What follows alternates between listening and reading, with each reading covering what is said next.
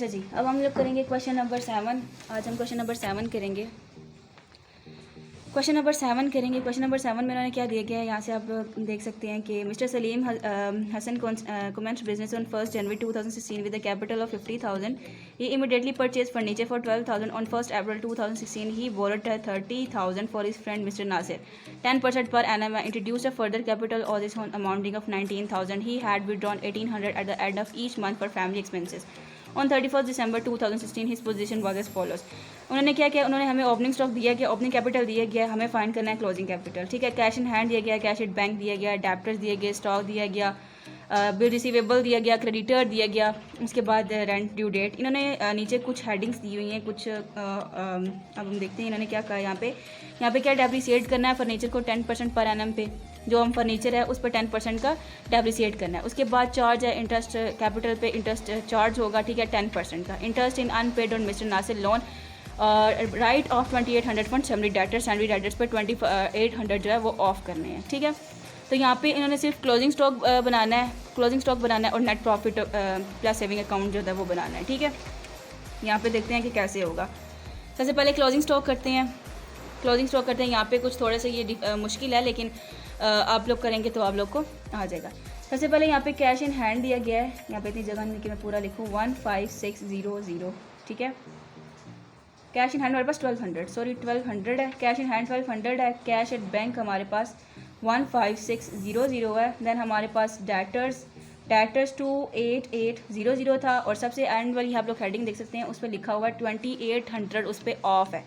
तो 2800 हम लोग उस पर ऑफ करें तो हमारे पास 26,000 आ जाता है। 26,000 आएगा। उसके बाद हमें स्टॉक दिया गया, 40800। देन उसके बाद बिल रिसीवेबल दिया गया, बिल रिसीवेबल कितना दिया गया है, 9600। ठीक है, फर्नीचर है, फर्नीचर पे भी हमारी डेप्रिसिएशन है, 12,000 है डेप्रिसिएशन, 10% किया तो 1200 हो जाएगा। ठीक है, 12,000 में से 1200 माइनस करेंगे 10800। ठीक है, इन सबको प्लस करेंगे। कैश इन हैंड दिया गया, बैंक दिया गया, डेप्टर्स पे 2800 ऑफ था तो माइनस होगा। ठीक है, स्टॉक दिया गया, बिल रिसीवेबल दिया गया, फर्नीचर पे 10% की डेप्रिसिएशन थी, 12,000 में से 1200 माइनस किए तो 10800 आ गया। इन सब को प्लस करेंगे तो हमारे पास आएगा 104,000।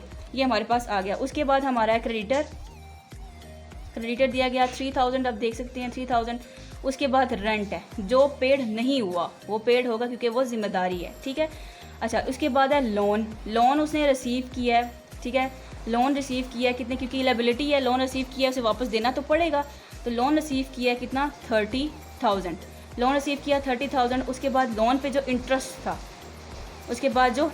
इंटरेस्ट हम देख सकते हैं 30,000 मल्टीप्लाई 10 डिवाइड बाई 100 का 10% का था, 10% की उन्होंने दी गई थी, वैल्यू दी गई थी, मल्टीप्लाई 9 डिवाइड बाई 100। आप देख सकते हैं अप्रैल से लेकर दिसंबर, क्योंकि क्लोजिंग स्टॉक बना रहे हैं तो अप्रैल से लेकर दिसंबर तक की जो ट्रांजैक्शन आती है, अप्रैल, मई, जून, जुलाई, अगस्त, सितंबर, अक्टूबर, नवंबर, दिसंबर, ये 9 महीने की बनती है। 9 महीने की करेंगे तो 30,000 को मल्टीप्लाई करेंगे 10 डिवाइड बाई 100 से, जो आंसर आएगा उसको मल्टीप्लाई करेंगे 9 डिवाइड बाई 12 से। इसको लहदा कीजिएगा, एक साथ ही मत कीजिएगा। ठीक है, क्योंकि आंसर कुछ और भी आ सकता है। ऐसा कभी कभी होता है कि हम इन सबको इकट्ठा कर देते हैं तो हमारा आंसर कुछ और आ जाता है, तो फिर बाद में ये है कि प्रॉब्लम बनती है।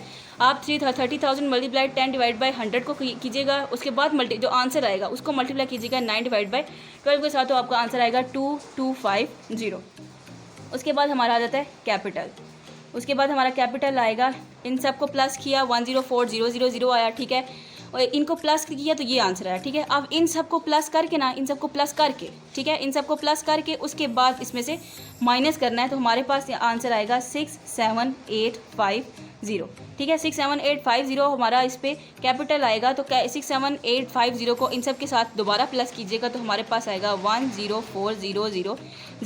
इस पर हमारा ये दोनों चीज़ें हमारी सेम है। आपको समझ तो आ गई होगी। Cash in hand, bank, debtors पे 2800 जो थी वो ऑफ थे। उसके बाद स्टॉक, बिल रिसीवेबल, फर्नीचर पे 10% की डेप्रिसिएशन थी, क्रेडिटर है, रेंट है, लोन उसने जो लिया था 30,000 का, लोन लायबिलिटी होती है, वापस करना पड़ता है तो लोन इसमें ऐड होता है। उसके बाद इंटरेस्ट है, लोन पे इंटरेस्ट है, 30,000 पे इंटरेस्ट है, 10% का, तो मल्टीप्लाई करेंगे तो जितने मंथ में ये हुई है अप्रैल से लेकर दिसंबर तक 9th मंथ आते हैं, तो 9th मंथ के साथ इसको 2250 हमारा आ जाए। उसके बाद कैपिटल आएगा, कैपिटल इन सबको प्लस किया तो ये आंसर आया। अब इन सबको प्लस कीजिए यहाँ तक, इन सबको प्लस, चारों वैल्यूज़ को प्लस कीजिएगा तो इसके साथ माइनस कीजिएगा, आपका आएगा 67850।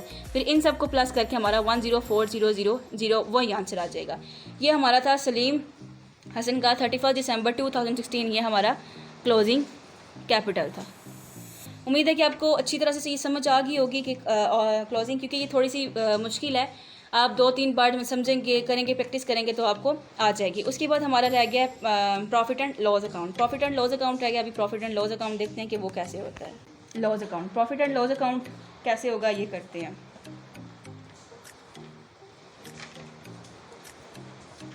प्रॉफिट एंड लॉस अकाउंट सबसे पहले है क्लोजिंग स्टॉक, ये तो सबको पता है, सबसे पहले क्लोजिंग स्टॉक आता है। ठीक है, क्लोजिंग स्टॉक की डेट क्या थी हमारे पास डेट थी इसकी 31 दिसंबर 2016, 31 दिसंबर 2016 67850 जो अभी हमने फाइंड किया है। उसके बाद ड्राइंग्स है, ड्राइंग्स 1800 पर मंथ की हैं, तो पर मंथ के हिसाब से करेंगे 21600 आएगा। ठीक है, इन दोनों को ऐड करेंगे क्योंकि ड्राइंग्स हमारे पास ऐड होती हैं, इन दोनों को ऐड करें तो हमारे पास आएगा 89450, आप करके चेक कर सकते हैं।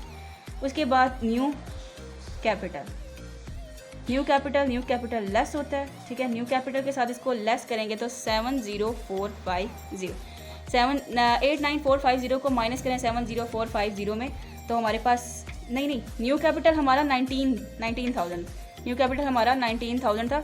19,000 को इसमें से माइनस करेंगे तो हमारे पास 70450 आएगा। ठीक है, उसके बाद ये हमारा हो जाता है एडजस्टेड कैपिटल। यहाँ पर थोड़ी सी मिस्टेक होगी है कि 89450 न्यू कैपिटल हमारा 19,000 था, इसमें से लेस करेंगे तो 70450 आएगा। ठीक है, उसके बाद लेस करेंगे, ये इसको लेस किसके साथ करते हैं, ओपनिंग के साथ। ओपनिंग स्टॉक, ये मेथड सारा वही है। ओपनिंग स्टॉक के साथ, ओपनिंग के साथ करेंगे तो ओपनिंग का क्या है हमारे पास, ओपनिंग हमारी वैल्यू 50,000। ठीक है, उन्होंने दी हुई है 50,000, तो इनको दोनों को माइनस करेंगे तो 20450 आएगा। देन ये हो गया, यहाँ तक तो वही कुछ है सारा, लेकिन आगे वैसे ही होगा जैसे क्वेश्चन नंबर 6 में हुआ था। इंटरेस्ट आगे आ जाता है।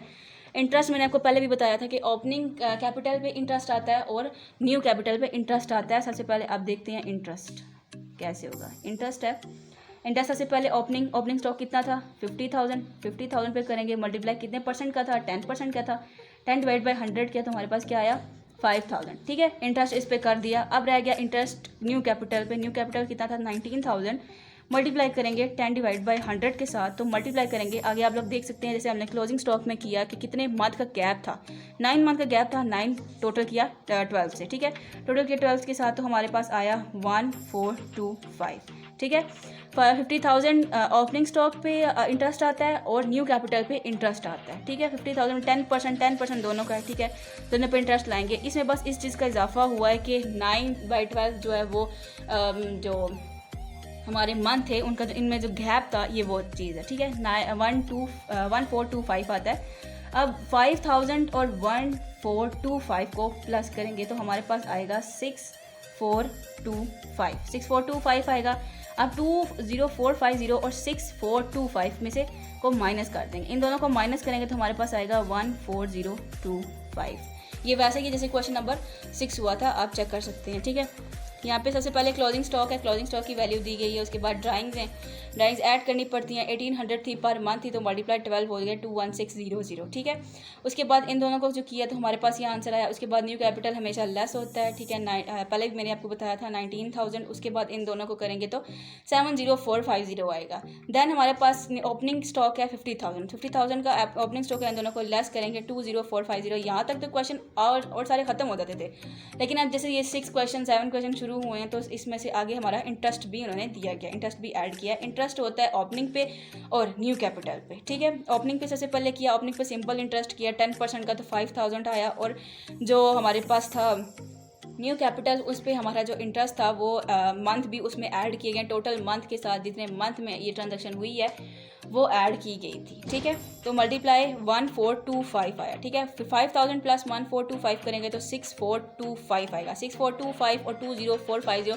इन दोनों को माइनस करेंगे तो हमारा 14025 आएगा। 14025 हमारा प्रॉफिट ऑफ द ईयर, क्योंकि ये हमारा माइनस में नहीं आया। प्रॉफिट ऑफ द ईयर ये हमारा माइनस में नहीं आया, प्लस में आया है। अगर माइनस में आता तो ये हमारा लेस होता, ठीक है। क्वेश्चन नंबर 6 भी, क्वेश्चन नंबर 1 2 3 4 5 6 और 7 ऑलरेडी सारे ही 7 ही हो चुकी हैं। कल क्वेश्चन नंबर इंशाल्लाह 8 करेंगे और उम्मीद है कि आप सबको समझ आ गई होगी मेरे क्वेश्चन की, क्योंकि इतने डिफ़िकल्ट क्वेश्चन नहीं हैं। क्वेश्चंस बहुत इजी हैं, बस ज़रूरत है कि एक दो बार समझने की, उसके बाद प्रैक्टिस करने की। प्रैक्टिस करेंगे 2-3 बार तो इंशाल्लाह मतलब कि अच्छे तरीके से आपको क्वेश्चन समझ। कल के जो आगे जो क्वेश्चन आ रहे हैं उनमें बैलेंस शीट आ रही है, ऐसे आ रहा है, मतलब ये उसके बाद थोड़ा सा डिफ़िकल्ट होते जाएंगे, लेकिन कोई बात नहीं है, हो जाएगा। 2-3 बार प्रैक्टिस करने की ज़रूरत है, उसके बाद आपके क्वेश्चन प्रैक्टिस अच्छी होनी चाहिए। और बाकी क्वेश्चन का क्या है, मैथड पता होना चाहिए, और क्वेश्चन जो है वो तो सॉल्व हो ही जाते हैं। So thank you so much. और कोई चीज़ समझ ना आए तो प्लीज़ पूछ लीजिएगा। अल्लाह हाफिज़।